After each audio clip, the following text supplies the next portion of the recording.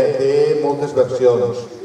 N'hi ha qui li diu la Quica Maula i n'hi ha qui li diu Joan Antoni Llestor Valls. Això era un xic que es va casar en una xica, el xic vivia en un mas i la xica era una xica de ciutat que no coneixia per a res els costums de la terra, de l'horta i dels massos i de tot. Aleshores tenien un porquet, tenien un porc que estaven criant i el xic va haver d'anar-se'n del mas un parell de dies. Resulta que, clar, als animals hi ha que donar-los de menjar a diari i li va dir a la dona: Marieta, n'hi ha que donar-li tots els dies de menjar al porc. I com sé jo què li tinc que donar al porc? Doncs mira, ahí tens un sac de pienso, de farina, i ahí tens aigua. És a dir, quan el porc fa any, tu li dones la costes i li dones aigua. I quan fa any, li dones farina, és a dir, li dones pienso. Val, així no ho faré. Total, que el xic se'n va i quan torna... Quan està la dona sola en el porc anava per allí l'horteta i feia any, i aleshores la dona anava i li acostava un polet d'aigua. I al cap d'un rato el porc any, i el xic, la dona, li portava farina, és a dir, li portava un altre polet de pienso. Total, al cap d'un rato, un altre polet de farina, un polet d'aigua. I la xica diu: este porc no va deixar-me a mi treballar tot el dia. Tot el dia darrere d'ella. Total, que al final agafa el porc i el tira dins del pou. I agarra un sac de pienso i el tira dins del pou. I diu: ja t'apanyaràs. Total, quan arriba l'home, que diu: què tal ha anat el dia? Molt bé, molt bé. I el porc? Diu: el porc? Dins del pou? Diu: és que no em deixava fer res, així és que ell que se ho apanye, és a dir, que se ho apanye i que mengi i vega tot el que vulgui. Jo li he deixat el sac de pienso i dic: dona, eres més torball que jo que sé. Dic: mira, me'n vaig perquè no vull saber més de tu per una temporada. Me'n vaig a veure si pel món hi ha gent com tu. Total, que se'n va i al cap d'uns dies, creuant serres i muntanyes, arriba a una vall i es veu un grup de persones collint blat en tisoretes xicotetes. I l'home es queda tot sorprès i diu: què feu? Diu: ei, no veus segant el blat? Però segant el blat en tisora? Diu: sí, així ens han ensenyat tota la vida i així ho hem fet. L'home portava una corbella en el seu cinto, se la va traure i diu: mireu esta corbella. Diu: què? Corbella. Ah, no he sentit mai. Total, l'home agafa i comença a segar el blat i tot en 10 minuts o mitja horeta sega tot un camp, que això li costava a les 5 o 6 persones que estaven allí de segar en tot un dia. I van dir: oi, tindràs que donar-nos eixa ferramenta màgica. Diu: clar que sí. Diu: quan vols per ella? Diu: pues doneu-me el que vulgueu, els dinerets. Total, que li donen una bolseta de dinerets, o de xavos o de duros, a saber, no sabem encara què n'hi havia allí. Però en aquell temps, així com ara són cèntims, en aquell temps que estava la peseta també estaven els cèntims, però aleshores li dirien xavos, quinzets, quartos, gallets, és a dir, cada porció de diners tenia un nom diferent. Total, que quan se'n va l'home, en la seva bolseta de diners a la butxaca. I total, un ferrer que va intentar copiar la corbella, pegant una martellada, la corbella li va botar i li va pegar a l'ull. I va dir: això està encantat, això és un malefici, tireu-la fora. I total, que es van desfer de la corbella. Així que al cap d'uns dies va arribar a un altre poble i estava tot desert. Havia plogut i anava pel carrer i de repente sent darrere unes cortines. Vinga, vinga, mira pa que sí. Cuidaet, cuidaet, que està la Quica Maula. La Quica Maula? Sí, està ahí darrere. Però què passa amb la Quica Maula? És molt dolenta, que es menja totes les collites. Total, que es gira i veu un caragol que estava pujant per dalt d'una paret. Agafa la seva espardenya i xaf, el xafa. Ai, que valent és vostè, és un valent. Total, que diu, bueno, així no és com s'ha de fer si, mire, vostès agafen l'espardenya i van esclafant els caragols. Bueno, doncs li ho haurem d'agrair perquè mai ningú no s'havia atrevit. Vinga, una altra bolseta de dinerets. Bueno, l'home, xino-xano, torna a creuar valls i muntanyes i arriba a un altre vall i es troba també a tota la gent congregar en l'església del poble. I així que és el que passa. Diu, calla, calla, que les senyoretes s'han fet les ames de tot el poble. Diu, com que les senyoretes? Diu, sí, les senyoretes arramblen en tot, en el menjar, en el pienso, en el blat, en la daxa, en tot. Són les ames i senyores, per això li diem les senyoretes. I diu, i on estan les senyoretes? Diu, mire, ara n'és una d'eixa casa. I total, que era una ratota enorme que eixia d'una casa. Diu, vostès no saben que n'hi ha un animal que es diu gat? Diu, gat? Això on està? I bueno, doncs ara porta allà uns quants. Total, que se'n va a uns pobles més enllà i porta un sac de gats. Més famolencs, ja feia més d'una setmana que no havien menjat. Total, que quan arriba a la plaça, els amolla mig de la plaça i els gats, en veure les rates córrer, se'n van darrere d'elles i vinga a menjar rates, vinga a menjar rates. Total, que l'home també li ho van agrair moltíssim i va estar uns quants dies allí. Què va passar? Que quan ja feia uns dies que les rates pràcticament havien desaparegut i les persones tornaven a les seues cases,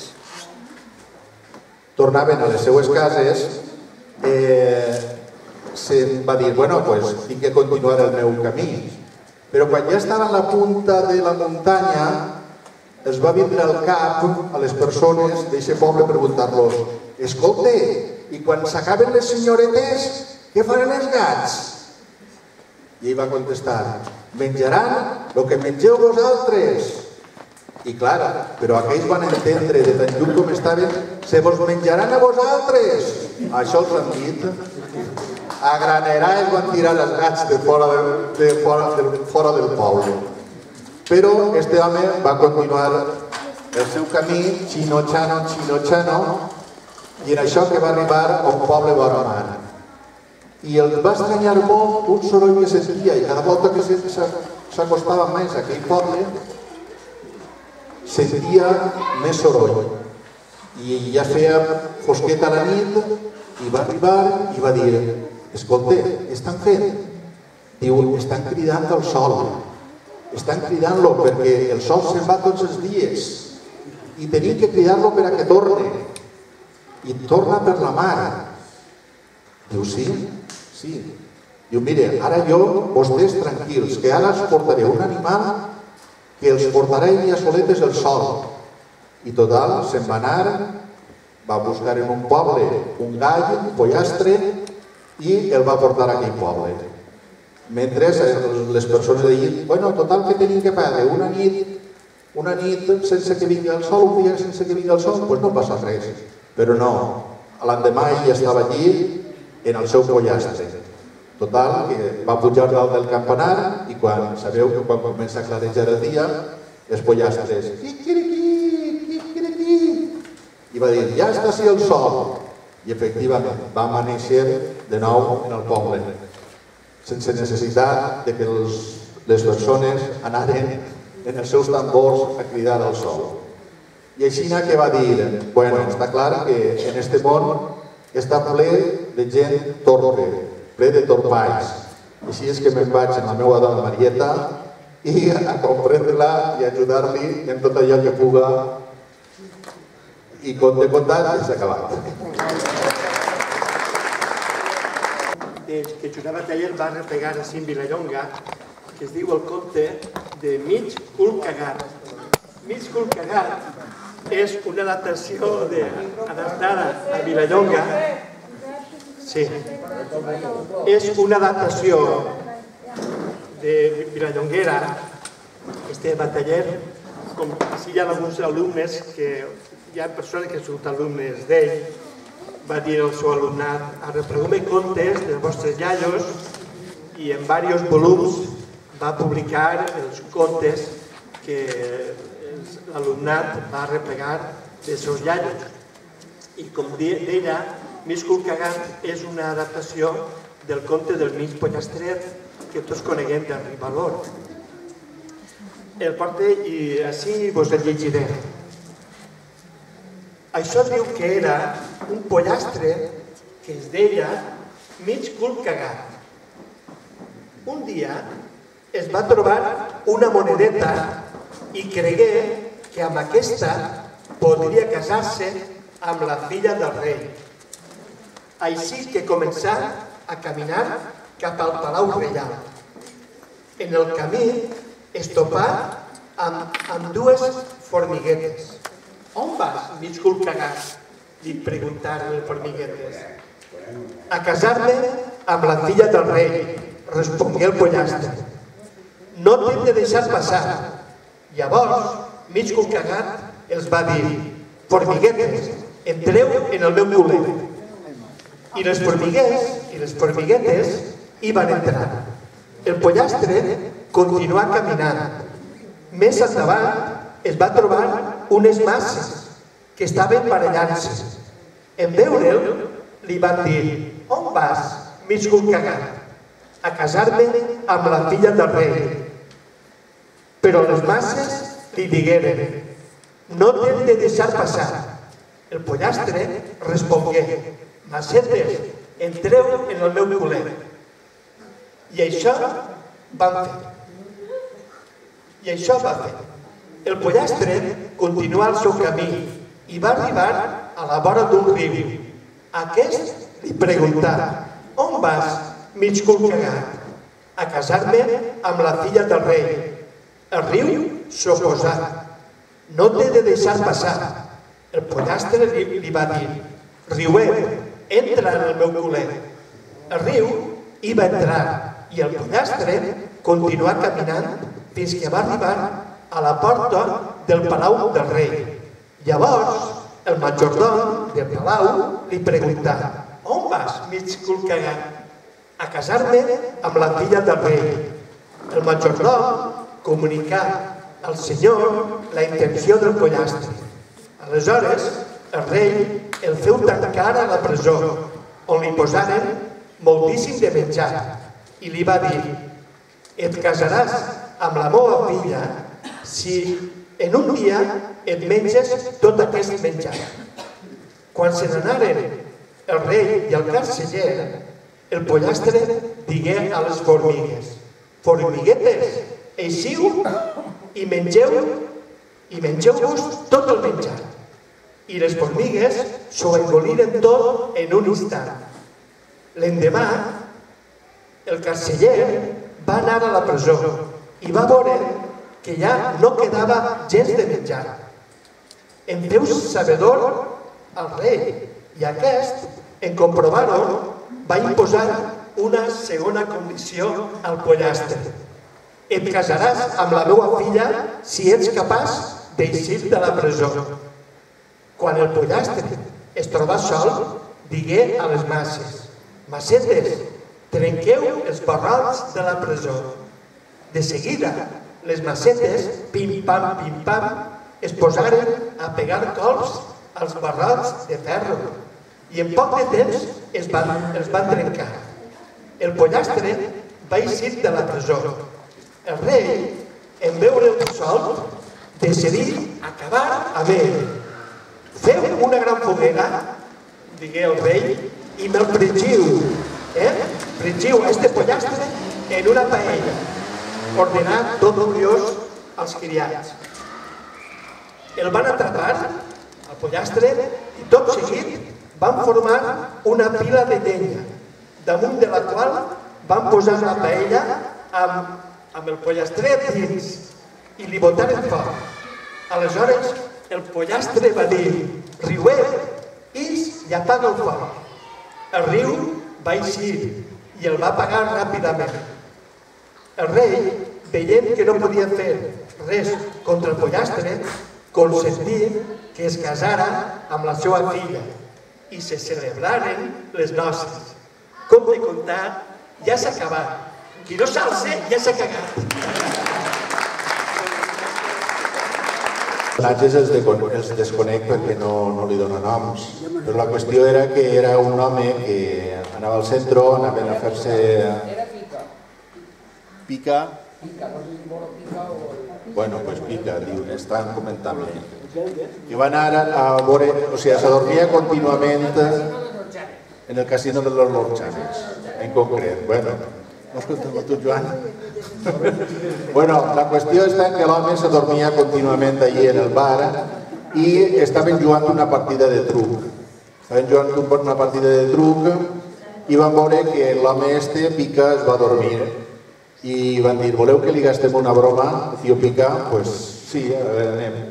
Total, que van tancar totes les llums, van deixar ben a fosques tot el casino i van començar a cridar fort: truque, retruque, la falta! L'home es va despertar i ho va veure tot negre i va dir: ah, que m'ha tornat cego, que estic cego, per favor, que estic cego!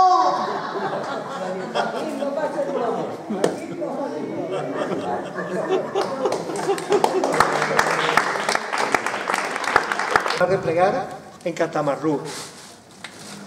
M'acosta-s'hi un poc a la llum.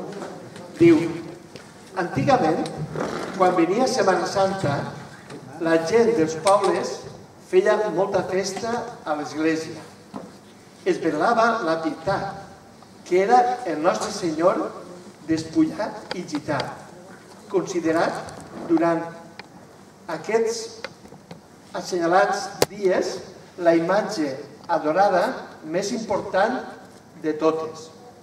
El rector, veient que la Setmana Santa se li tirava damunt, va dir al sagristà: ves preparant la Pietat, que ja falta molt poc temps per a traure-la.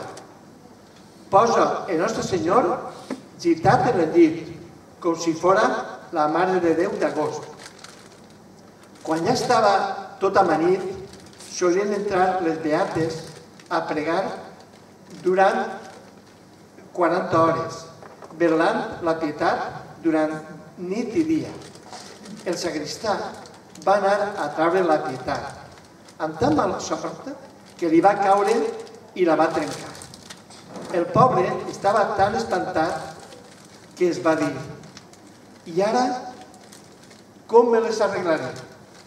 Mare meua, quan s'assabente el senyor rector.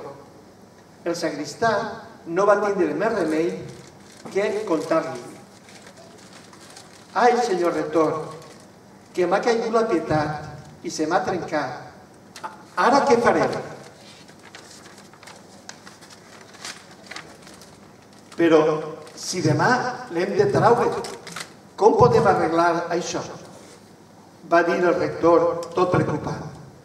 Pensant, va dir al sagristà: mira, saps què hem de fer? Ves-te'n allà al Ravalet, que viu el tio Quico Vicent, a veure si ell ens pot tirar una maneta, fent-se passar per la Pietat. S'assembla molt, i com que les beates estan totes tan entusiasmades, ni se n'adonaran. Ell és molt bon home, va dir el sagristà, i tant que ens ho solucionarà. Quan el sagristà va anar a casa el tio Quico Vicent i li va contar tot, li va dir: ara haurà de fer vostè de la Pietat. Jo? Va dir Quico Vicent, tot escandalitzat. 3 dies he d'estar jo allí gitat, sense moure'm i sense menjar, amb la gana que tinc sempre? Ni pensar-ho, jo no vaig. Veig si no vindrà. Totes les beates, ara en Setmana Santa, sense la Pietat. Això no pot ser, va exclamar el sagristà indignat. I 3 dies he d'estar jo allí sense menjar? va tornar a preguntar, dubtant que poguera suportar-ho. Ell, arregla teu. Això no ha de ser un problema. Que la teua dona Maria et faça miques, farinetes o una bona paella i menges per als 3 dies. Fas una bona fartada el primer dia i veuràs com aguantes. Has d'estar allí quiet i ho has de fer. Si no ho fas tu, com podem arreglar això? La seva dona Maria va animar l'home perquè ho fera, dient-li: no patisques, home, toca, estem en Setmana Santa i s'ha de fer. Ella li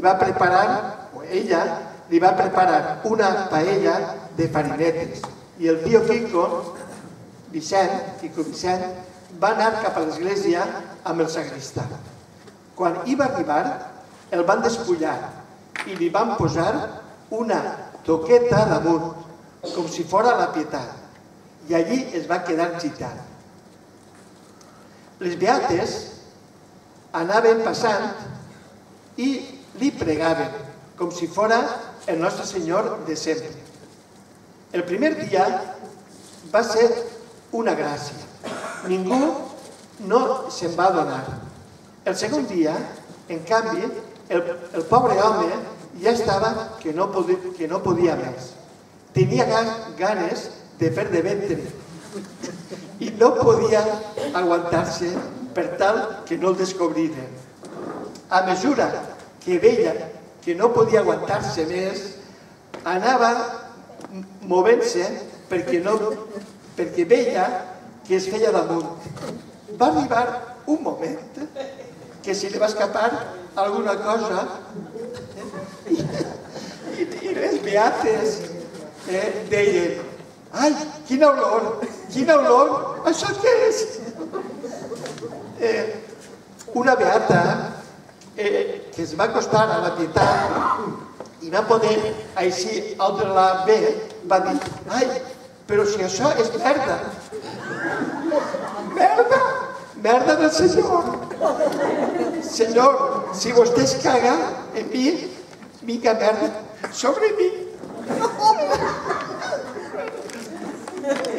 El tio Quico Vicent, en sentir això, es va dir: ah, sí, això vol dir que ara és l'hora de desocupar. Es va alçar un poc i ho va soltar tot una. Les pobres beates van eixir d'allí, esperitades de veure que en compte de la Pietat era el tio Quico Vicent. A més, que hi havia la pudor que va deixar quan va fer la gran panderada.